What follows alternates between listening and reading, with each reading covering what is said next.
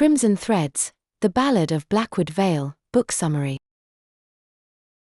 In the perpetually twilight-shrouded town of Blackwood Veil, Detective Alara Vance is called to investigate the suspicious death of Lord Valerius Blackwood. What appears to be a natural death is quickly revealed to be something far more sinister, a crimson puncture wound hinting at a supernatural predator. As Alara delves deeper into the mystery, she encounters Serafina, Valerius's enigmatic companion, who reveals the town's dark secret, a powerful vampire imprisoned beneath Blackwood Manor, bound by the mystical crimson thread. Valerius's reckless dabbling in arcane knowledge has weakened the seals holding the creature, allowing it to feed on the townspeople. Alara and Serafina discover the creature's lair and the pulsing crimson thread, the source of its power. Serafina reveals her ancient role as the guardian of Blackwood Veil, sworn to protect it from the vampire's malevolence. Together, they confront the creature in a climactic battle, severing the crimson thread and banishing the entity, for now. However, the victory is short-lived. The seals are weakened, and the creature's influence lingers. Alara, drawn to Blackwood Veil, forms an unlikely alliance with Serafina. They discover that the seals require a powerful anchor, the Heart of Blackwood, a mystical locket, to reinforce them. A ritual, performed under the full moon, strengthens the seals, but the creature's hunger remains, and the threat persists. Years later, a new danger arises. Lucian Blackwood, a descendant tainted by the creature's bloodline, a kinblood seeking to free the vampire. He manipulates the town, feeding on its inhabitants and aiming to seize the Heart of Blackwood. Alara and Serafina confront Lucian in the Blackwood family crypt, where Alara uses the Heart of Blackwood to sever his connection to the creature, neutralizing the threat. Despite this victory, Alara and Serafina understand that their watch is far from over. They forge a covenant, a bond against the encroaching darkness, and learn to understand the subtle shifts in the seal's energy. When a series of unnatural storms batter Blackwood Veil, they discover the creature is manipulating ley lines to weaken the seals. They venture into the heart of the storm, disrupting the creature's influence and strengthening the barriers once more. A deceptive calm settles over Blackwood Veil, but Alara remains vigilant. When a traveling carnival arrives, bringing with it a hall of mirrors, strange occurrences begin.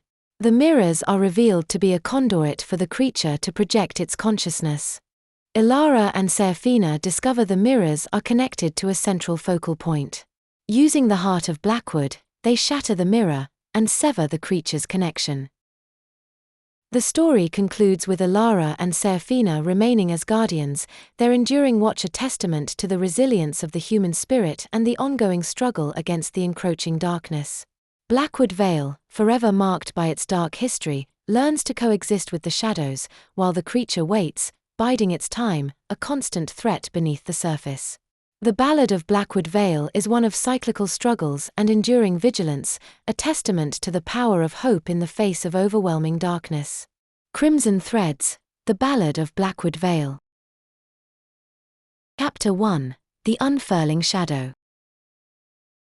The fog, a sentient entity, coiled around Blackwood Veil, a town perpetually swathed in a twilight that seemed to defy the very laws of nature. It was a realm where shadows weren't mere absences of light but living, breathing things, their whispers carried on the biting, damp wind, a constant reminder of the town's hidden secrets.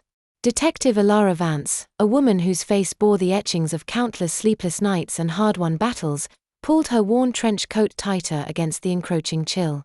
The opulent Blackwood Manor, a Gothic masterpiece of gargoyles and leaded glass, stood as a dark sentinel against the perpetually grey sky, its silhouette a stark testament to the town's morbid history.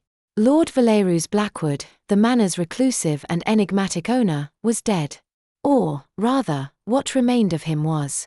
The official report, hastily scribbled by a constable clearly out of his depth, cited sudden cardiac arrest. But Alara, with her years of experience on the city's grimiest streets, saw the truth. A single, crimson puncture mark, a stark contrast against Valerius's pallid skin, whispered of something far more sinister than a natural death. It was a wound that spoke of a predator, a hunter that stalked its prey in the shadows.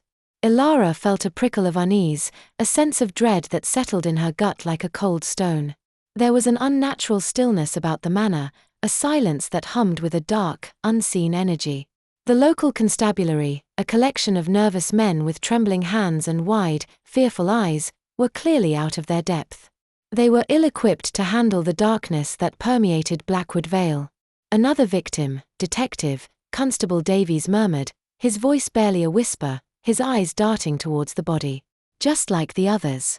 "Others?" Ilara raised a skeptical eyebrow, her gaze sharp and questioning. "3 in the last month," Davies said, his voice trembling. "All drained. All pale. Like they'd been bled dry." He swallowed, his gaze darting to the imposing manor. They whisper it's the old stories, the ones about the creatures in the night." Ilara scoffed, a dry, humorless sound.